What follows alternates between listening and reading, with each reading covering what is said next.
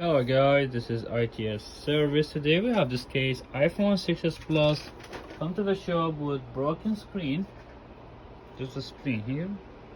So customer told me he took it to a cell phone shop to replace the screen and now it's not working. The touch is not working. So guys, take a look here. This is the connector. Just watch guys. You guys see the glue? You guys see these two components? Filters? Here, see how tiny they are. You can barely see it. So I'm pretty sure the technician in the cell phone shop tried to take the screen with some type of tools and he knocked out those two components. So how we fix it? We're gonna just solder them back or take them from a donor board. Okay, thanks for watching guys.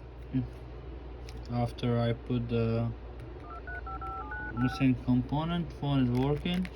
I'm gonna talk to the customer about this one because since this was not working, I saw this enabled, so we're gonna maybe change it for him. So I want to show you guys what I did.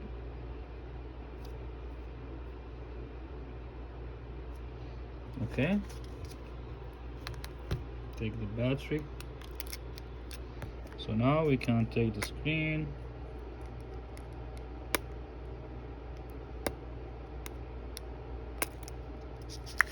Okay, under the microscope.